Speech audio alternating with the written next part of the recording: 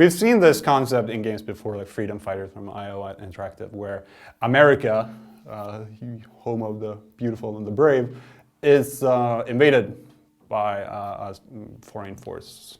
In this case, it's the evil North Koreans. Yeah. And of course, we're talking about Homefront. And I haven't played anything from Homefront, but you have. And well, just tell us what's the basic like. What is Homefront? Well, it's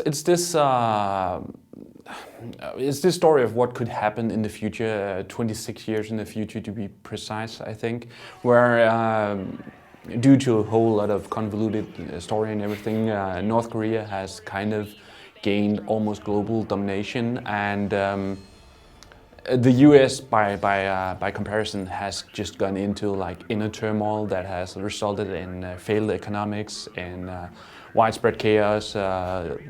Just basic things like electricity and food is suddenly like really rare, which means that Canada and Mexico and other countries just closed down their borders, which is actually kind of a nice twist on how it is today.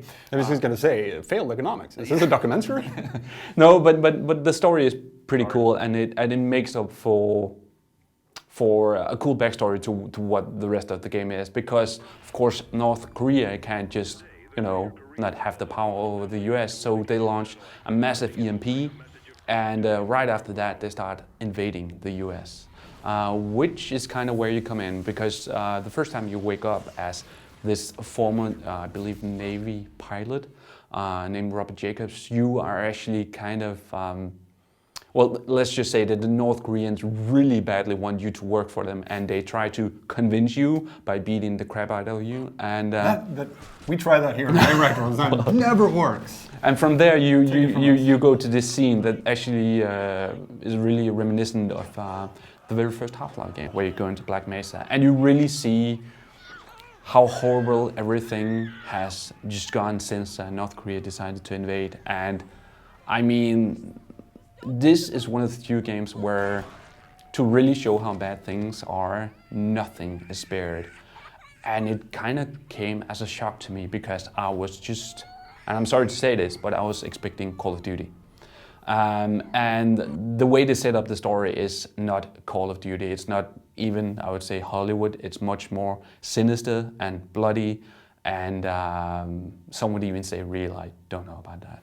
Listening to what the story is about with North Korea invading the US, it's set up for this patriotic, as you said, Call of Duty kind of style. But does the storyline work? Do you ever feel like this is getting too much, or this is getting too end of Rambo 1 kind of, I love America? I would say that for 75% of the whole game, I was actually really liking it. I like the setting. I kind of find it original, and especially the way they portray it. And most importantly, the story is so well set up that you actually want to shoot your enemies, which is one of the seriously is one of the things that I'm often wondering while playing an FPS. Why am I shooting these guys? They don't really really don't have a motive. In this game, you really want to deliver some heavy payback, and you get to, of course. This one's horrible. But it actually works. Yes, I do believe that the story works. Unfortunately, towards the last, I would say 20-25% of the game, it turns into Hollywood's portrayal of everything that is good about America, and how one man can more or less defeat a whole army. Okay, fair enough. But how is it as a first-person shooter? It's up against some quite heavy competition, and of course Call of Duty and Medal of Honor. How's the gameplay? How is the first-person shooter action? It's good, and it's really solid, and I like the weight of the weapons in the game, which to me at least is like the key essence of every first-person shooter. What I also like is that they have used this whole backstory to let you fight in like small cities that have just completely been ruined. And when you say like when other games previously have used like urban combat and keywords like that. It has often just been ruined cities that is actually kind of big, and you can just roam around and do everything you want. Whereas in this game, you will actually be fighting out of a little house where you're getting like attacked from all sides, or you will just be pinned down and you have to like use Resident Evil 4, but with North Koreans instead of zombies. yes, kind of.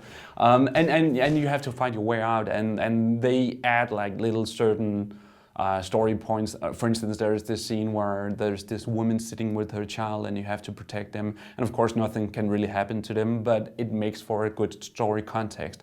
And it gives you like sort of a more purpose to fight for, which really adds to just the feel of the game. I've met the developers a couple of times and talked to them. They're good people and you know, passionate, of course, about their game and so on and so on. But I really didn't think they'd be able to pull it off. Do you think they have? I'm sorry, I'm not trying to be insulting here, if any of you guys are watching, but I didn't have high hopes for Homefront towards the end of watching the trailer. I must admit that it's one of the few games where I didn't go into it with any expectations, and I can definitely see how the Call of Duty audience will just, you know, kind of be really negative about it. For everyone else, I would say it's a good mixture of, first of all, there's the shooting part that I think works. There is a bit more story and a bit more, I would say, of an interesting story than in the Call of Duty games. And there is the whole setting where they actually, a lot of times, go to the extremes to really portray how terrible this is, and that works.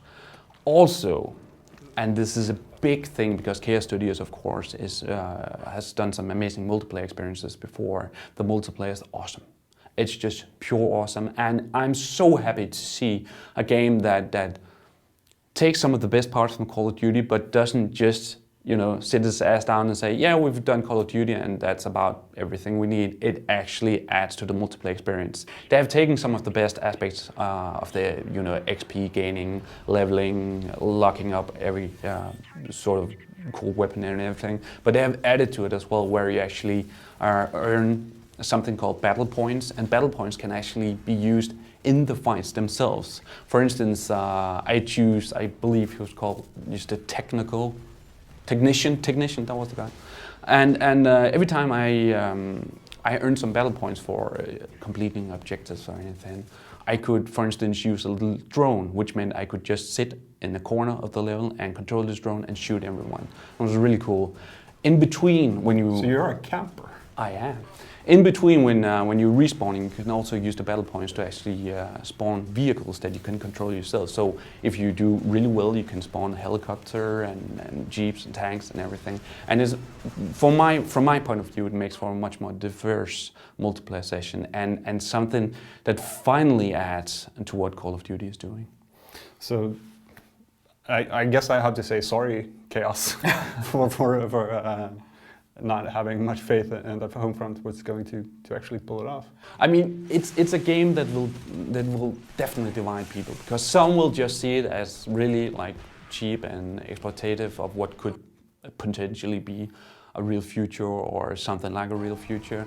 Some of the scenes can definitely, if you don't from the very first scene get into the story, you will just laugh at the scenes. Whereas to me, they actually had quite a lot of impact. So you're such a sensitive man. Yeah. Oh shit! Attack chopper! Get down! Hold on to something!